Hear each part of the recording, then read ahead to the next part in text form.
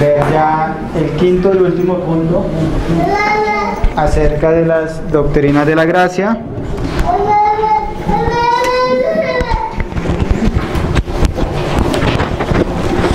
Y cuando nosotros consideramos este quinto punto de las doctrinas de la gracia, considero que es una de las verdades más consoladoras que nosotros encontramos en las Sagradas Escrituras. Es la de que un creyente verdadero puede estar seguro de su salvación final. Una vez salvo, siempre salvo. Una vez que el Espíritu Santo dé vida espiritual a un pecador, este pecador va a creer en Cristo y este pecador no va a poder ir al infierno. Y ahora Cristo ya será su glorioso Salvador, todo suficiente, que lo va a librar de la condenación eterna. Pues Cristo ha comprado una salvación con su muerte, como lo estuvimos considerando. Por tanto, un verdadero creyente confiará para siempre en Cristo, pues por Cristo ya no está bajo condenación ni está bajo la ira de Dios.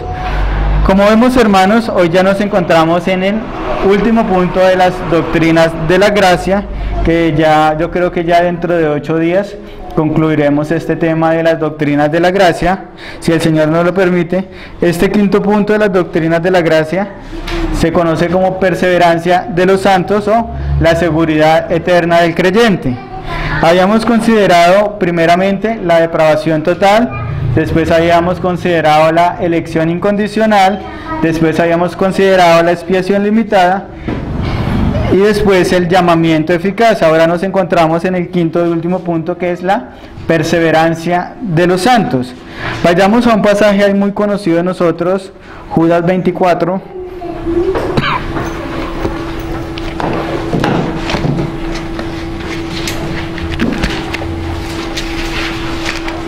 Judas, verso 24.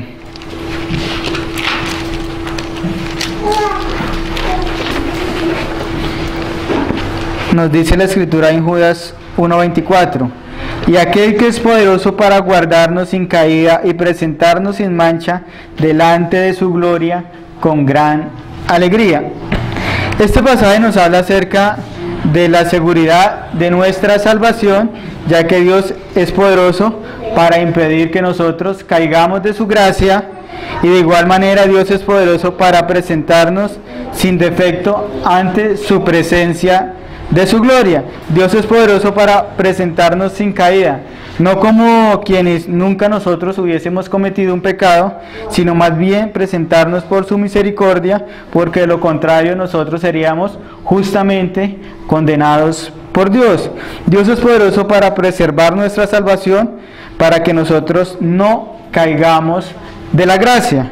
Pero cuando nosotros vamos a considerar la perseverancia de los santos, también nos encontramos otras posiciones que contradicen las Sagradas Escrituras, que contradicen lo que ya hemos dicho, ya que simplemente decir que la salvación no se pierde, no podemos decir que esta persona crea en las doctrinas de la gracia, y tampoco podemos decir que verdaderamente esta persona crea verdaderamente en la doctrina, ya que cuando nosotros consideramos la perseverancia de los santos, que la vamos a considerar ahorita, explicar qué es la perseverancia de los santos, entonces vamos a considerar qué es lo que no es perseverancia de los santos, ya que simplemente decir que la salvación no se pierde, no podemos decir que esta persona, como dije antes, crea en las doctrinas de la gracia, ya que muchos han distorsionado esta preciosa doctrina para sus propios beneficios. Por tanto, vamos a hacer lo que hemos hecho en estudios anteriores. Primero vamos a considerar qué es lo que no significa la doctrina de la gracia, y vamos a ver algunos errores acerca de esta doctrina.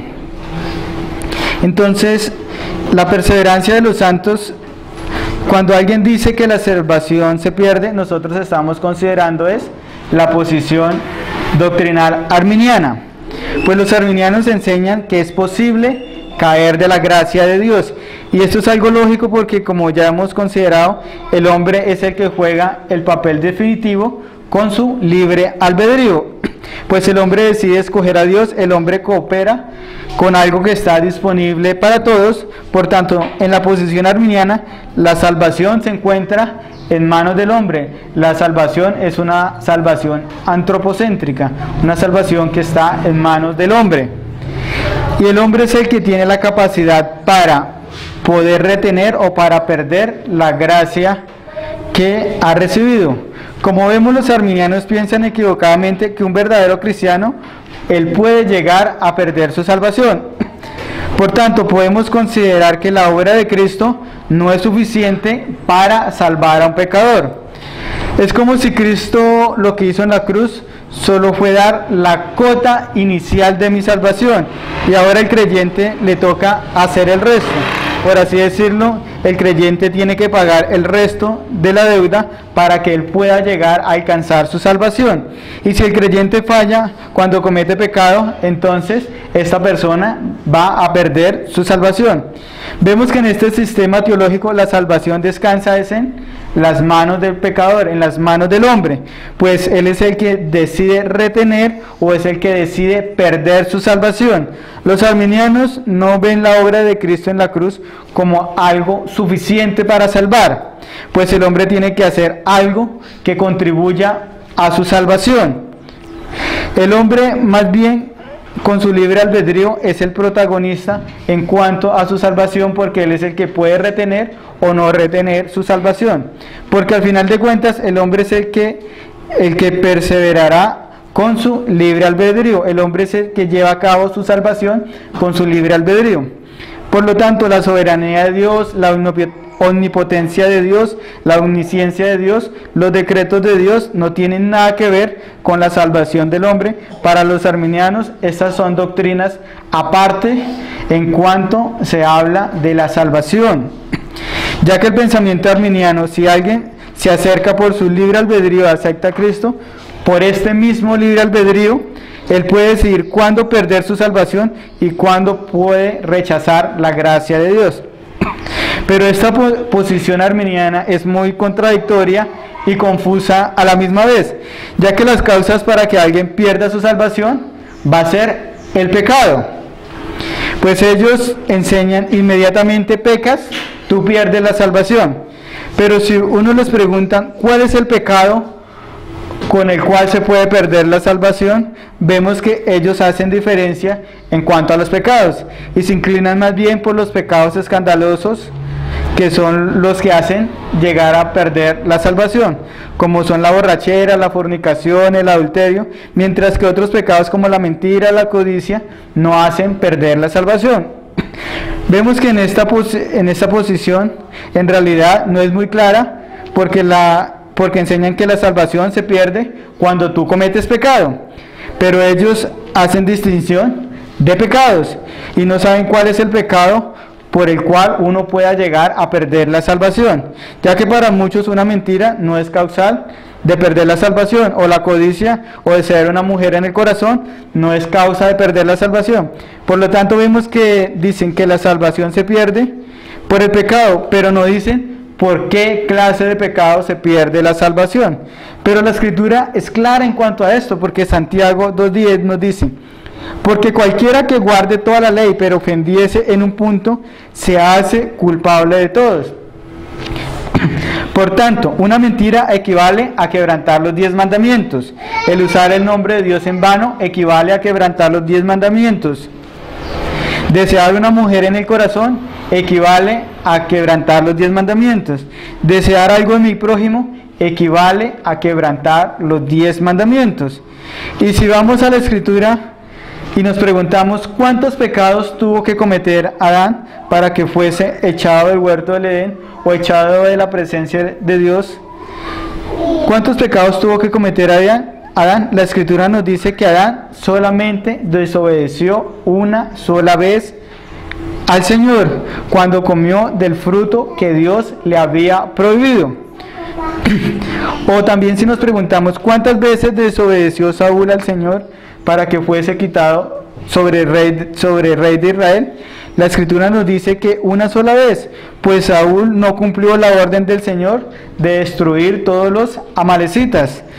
1 Samuel 15:9 nos dice: y Saúl y el pueblo perdonó a Gad y a lo mejor de las ovejas y del ganado mayor, de los animales engordados y de los carneros y de todo lo bueno, y no lo quisieron destruir, mas todo lo que era vil y despreciable destruyeron. Pero en el sistema arminiano, un creyente puede perder la salvación por el pecado, pero no saben cuál es el pecado por el cual se pierde la salvación, porque ellos se apoyan en el esfuerzo del hombre. Por lo tanto, el hombre es quien juega el papel protagónico en cuanto a su salvación. En esta posición arminiana, donde se enseña que el creyente puede caer de la gracia y perder la salvación. Otra posición errónea en cuanto a la perseverancia de los santos es una posición que dice: salvo, siempre salvo. Por tanto, si crees en Cristo, puedes vivir como tú quieras, ya que la gracia acaba con los mandamientos, y es la que nosotros conocemos con el nombre de esta posición, se conoce como antinomianismo. Esta palabra antinomianismo significa anti, contra, y nomos, ley. Entonces el antinomianismo significa contra la ley. Ellos enseñan: no importa qué hagas con tu vida, ya que tú eres salvo y vas a seguir siendo salvo, porque no tenemos que cumplir los mandamientos. Pero esta posición es contraria a lo que nos enseñan las Sagradas Escrituras. El Señor Jesucristo nos dice en Juan 14:21: el que tiene mis mandamientos y los guarda, este es el que me ama. El apóstol Pablo nos dice en Romanos 6:1: pues ¿qué diremos? ¿Perseveraremos en el pecado para que la gracia abunde? Nos dice: en ninguna manera. Los antinomianos creen que no tenemos que cumplir los mandamientos porque nos encontramos bajo la gracia. Mejor dicho, ellos niegan la santificación. Ellos niegan que un creyente cada día debe crecer en santificación, que un creyente cada día debe parecerse más a Cristo. Aunque mayormente siempre cuando nosotros hablamos del antinomianismo, pensamos más que todo en esta secta Creciendo en Gracia, que son antinomianos.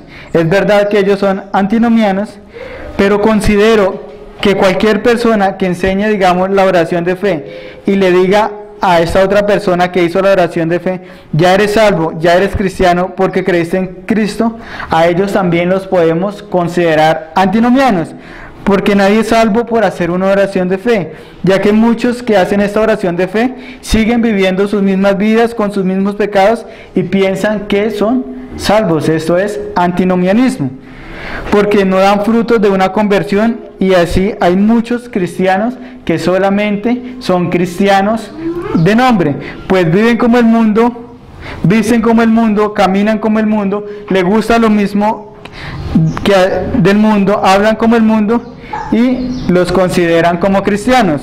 Los antinomianos enseñan que puedes hacer lo que quieras porque la salvación ya no se puede perder, y esta posición antinomiana ha dado paso a otras doctrinas erróneas, como son la del cristiano carnal, que puede ser cristiano y vivir en pecado abiertamente. Vemos que esta posición rechaza totalmente el señorío de Cristo, pues enseñan que se puede recibir a Cristo como Salvador y después más adelante se puede recibir a Cristo como Señor.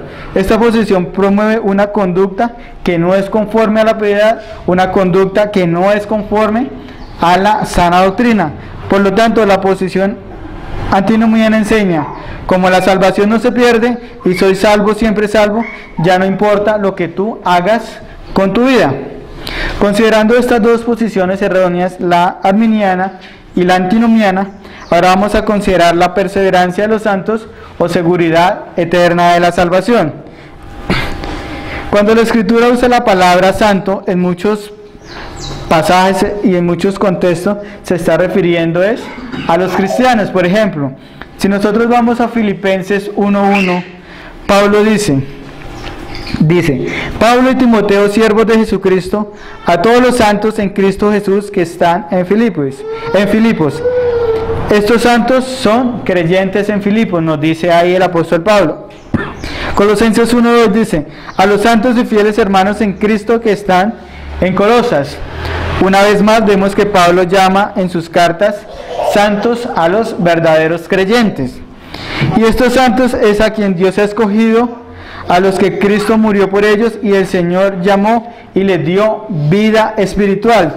Dios los persevera por medio de la fe para que perseveren en la fe hasta el fin, pues perseverarán en confianza en Cristo como Salvador. Por tanto, la perseverancia de los santos significa que todos aquellos que han sido elegidos por la voluntad de Dios, por quienes Cristo murió y a quienes el Espíritu Santo aplicó la gracia irresistible, van a creer durante toda su vida y van a morir en fe. Un creyente verdadero perseverará hasta el final de su vida. Por tanto, todos aquellos creyentes que han nacido de nuevo por la obra del Espíritu Santo tienen vida eterna y tendrán asegurada su salvación, pues ellos dependen es de la preservación divina, la cual no es otra cosa que la continua operación del Espíritu Santo en la vida de todos los creyentes. Por tanto, ellos podrán perseverar hasta el final, no como una propiedad personal o disposición inherente al individuo, sino como una estabilidad directamente producida por la divina preservación. No es que a veces creerán y otras veces no, sino que seguirán creyendo para siempre. La Confesión Bautista de Londres de 1689, en el capítulo 17, párrafo 1, hablando de la perseverancia de los santos, nos dice: Dios promete guardar seguro a cada creyente verdadero hasta que lo lleve al cielo, sin importar las tentaciones o pruebas que enfrente. A pesar de que el creyente peca, no caerá del todo, sino que será guardado por el poder de Dios a través del don de la fe que persevera. Aquellos a quienes Dios ha aceptado en el amado, los que ha llamado eficazmente en santificación por el Espíritu Santo, aquellos a quienes les ha dado la preciosa fe que pertenece a sus elegidos, no pueden caer ni total ni definitivamente del estado de gracia, sino que ciertamente perseverarán en él hasta el fin, y serán salvos por toda la eternidad, puesto que los dones y el llamamiento de Dios son irrevocables. En consecuencia, Él continuará engendrando y nutriendo en ellos la fe, el arrepentimiento, el amor, el gozo, la esperanza y todas las virtudes del Espíritu Santo que resultan en inmortalidad. Eso nos dice nuestra confesión de fe en el capítulo 17. Por consiguiente, un verdadero creyente siempre será salvo, porque un cristiano va a perseverar en su salvación por la gracia de Dios. Vayamos un momento allá a Filipenses 1:6.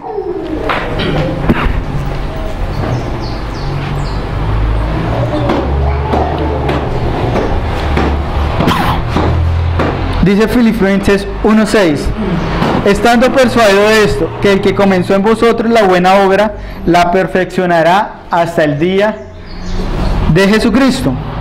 Por lo tanto, lo primero que nos dice el pasaje es que Dios empieza la salvación en nosotros. Pues Pablo dice: estando persuadido de esto, el que comenzó en vosotros la buena obra. ¿Quién es el que comenzó en nosotros esta buena obra? ¿Quién es el que comienza la buena obra en los creyentes según este pasaje?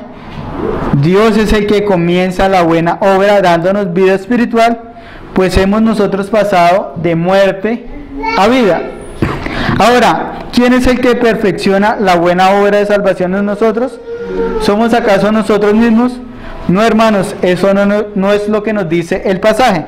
El pasaje dice que Dios es el que perfecciona la buena obra. Pregunto, ¿quién es el que se santifica? ¿O es que acaso yo me santifico solo? El pasaje nos dice que Dios sí es quien me santifica, Dios es quien me perfecciona. Y según esta escritura, nosotros somos santificados, perfeccionados, ¿por qué? Por la palabra de Dios. Juan 17:17, un pasaje muy conocido por nosotros, nos dice: santifícalos en tu verdad, tu palabra es verdad. Por lo tanto, ¿quién es el que santifica? Según este pasaje, Dios es quien santifica. Dios sí es quien perfecciona la buena obra. Es Dios quien pone el querer en nosotros como el hacer de su buena voluntad. Es Dios quien obra primero en nosotros. Vayamos a Efesios 2:10.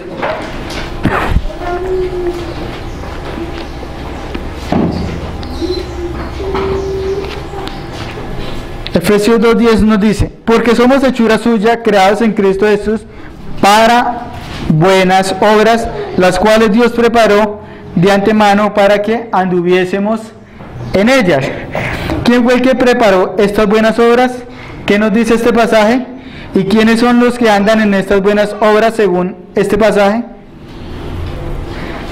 Este pasaje nos dice que nosotros somos los que andamos en estas buenas obras y que Dios es quien ha preparado estas buenas obras.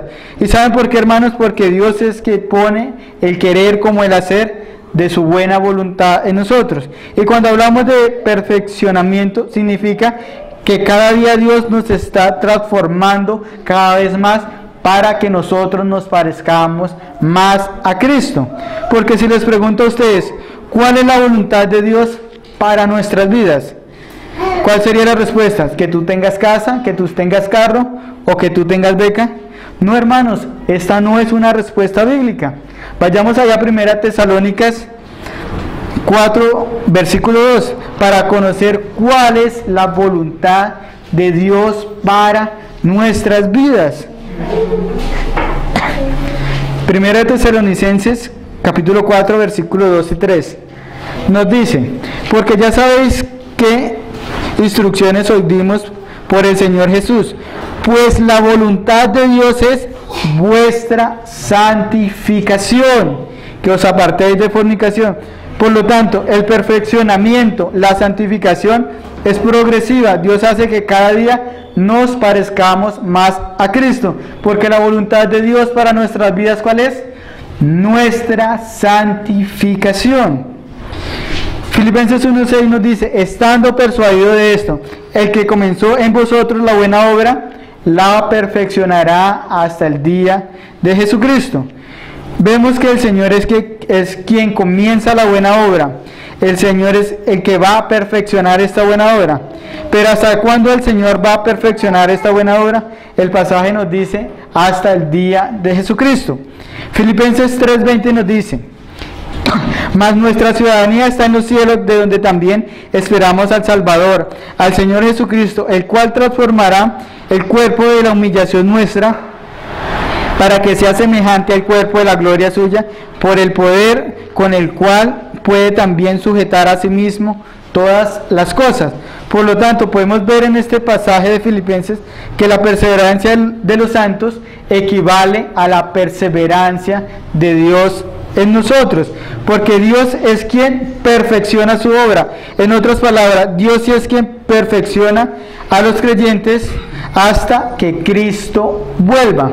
Por eso es que algunos teólogos, en vez de usar el término perseverancia de los santos, utilizan más bien el término preservación divina o perseverancia de Dios, porque en realidad la perseverancia de los santos depende primeramente de la perseverancia de Dios, como nos dice el pasaje: estando persuadido de esto, que el que comenzó en vosotros la buena obra, la perfeccionará hasta el día de Jesucristo.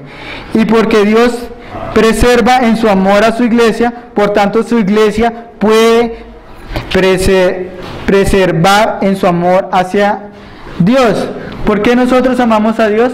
Porque Dios nos amó a nosotros primero, y porque Dios nos preserva, nosotros podemos perseverar. Y como Dios es inmutable, podemos estar seguros de que Dios nos ha amado a nosotros con amor eterno, y este amor jamás va a cambiar. Y si una persona Dios lo ha salvado por gracia, puede estar segura de que va a ir al cielo, porque el propósito de la elección de Dios es la santificación del creyente, porque Dios es quien da vida eterna, como nos dice Santiago 1:18. Él, hablando de Dios, de su voluntad nos hizo nacer por la palabra de verdad, para que seamos primicias de sus criaturas. Este pasaje nos dice que Dios es quien obra la salvación en el hombre. Nos dice el pasaje que Dios de su voluntad nos hace nacer por la palabra de verdad. Dios sí es quien nos hace nacer por su voluntad, no es el hombre quien decide nacer. Por lo tanto, si Dios es quien da vida eterna, ¿quién podrá quitarle la vida eterna al creyente? Por tanto, la seguridad eterna del creyente en su salvación la encontramos primeramente en las promesas de Dios. Pues estos son los argumentos bíblicos más poderosos en favor de la seguridad eterna de salvación, porque como creyentes sabemos que estamos seguros que si Dios promete algo, Dios lo va a cumplir, porque Dios tiene el poder para cumplir lo que ha prometido. Vayamos por un momento a Juan 3:16.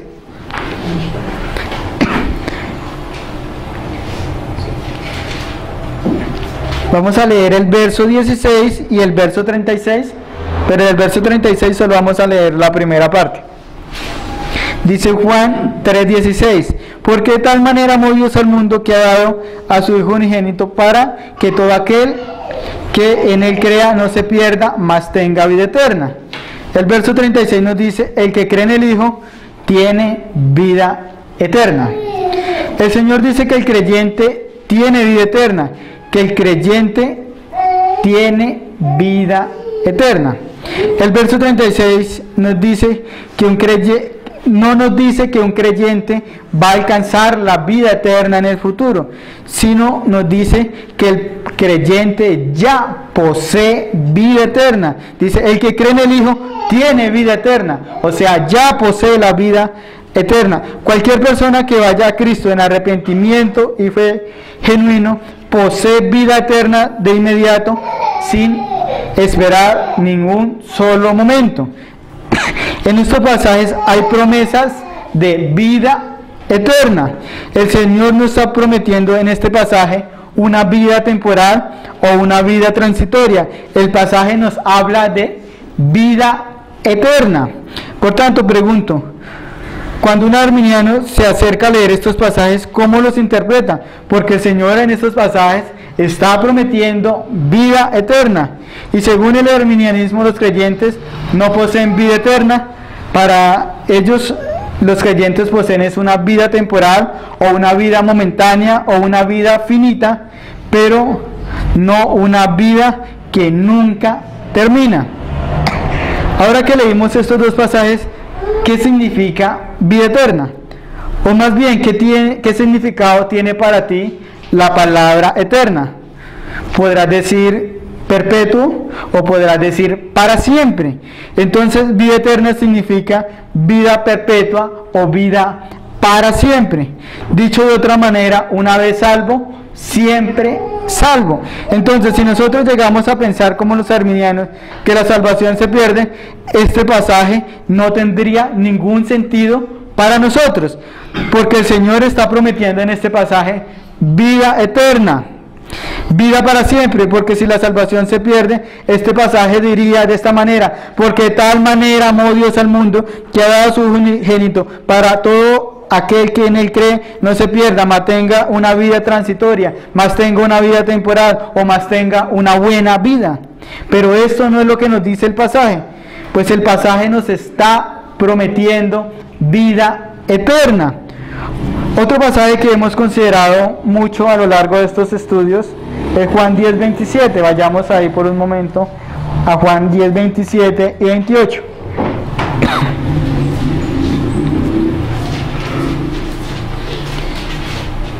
Nos dice Juan 10:27, mis ovejas oyen mi voz y yo las conozco y me siguen. Verso 28, y yo les doy vida eterna y no perecerán jamás, ni nadie las arrebatará de mi mano.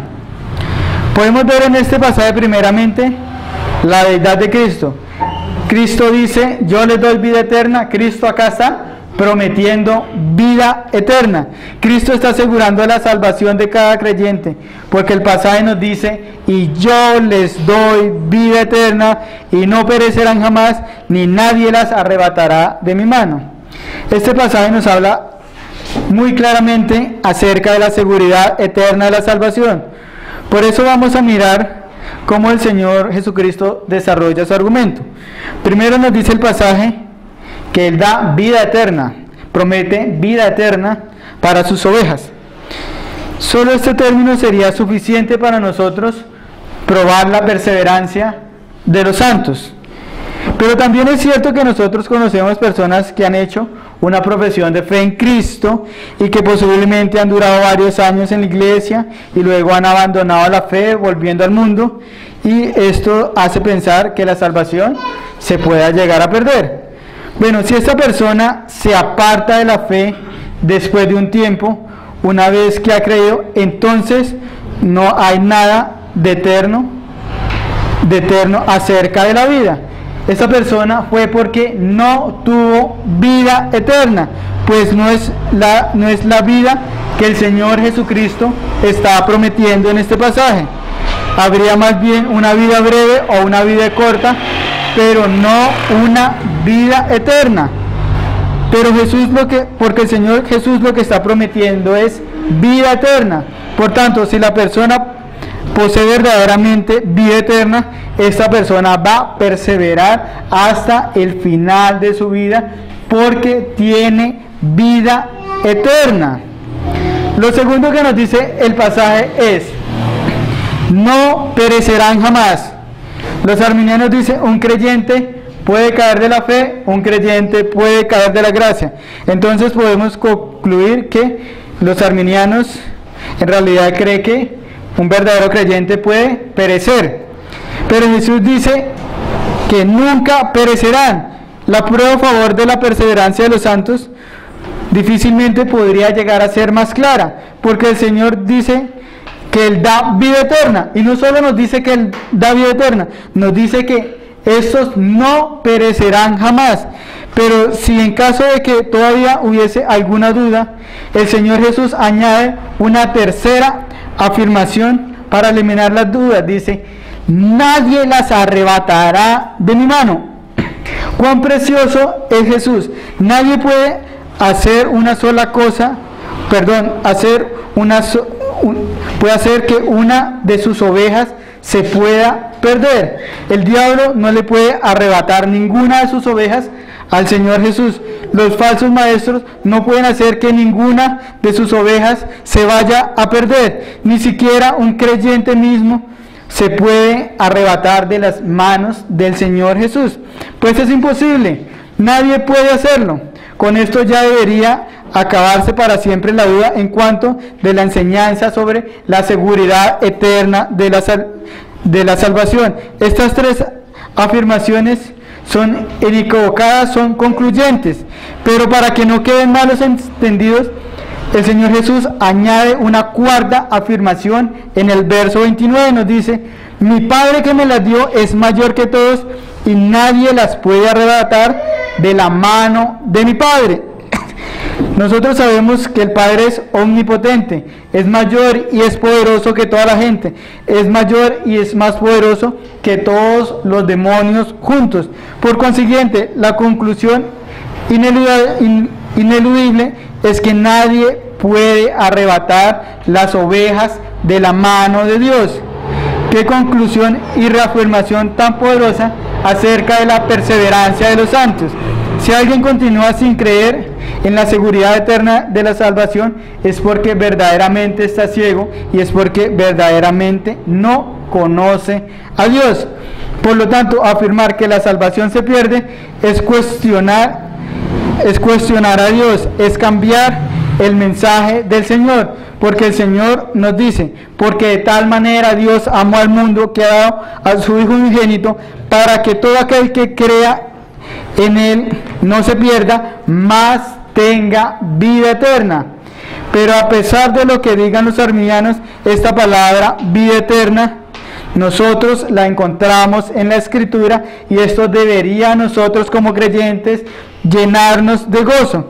Si realmente nosotros hemos creído en Cristo, pues debemos darle todos los días gracias a Dios, porque Dios da vida eterna. Dios ha prometido para los creyentes vida eterna. Porque yo no creo que Dios vaya a dejar la salvación que Cristo ganó con su sangre en manos de los pecadores. Esto sería como dejar al cuidado de una casa a un niño de 2 años para que nadie la vaya a robar. Pero el Señor nos dice: yo les doy vida eterna y no perecerán jamás, ni nadie las arrebatará de mi mano.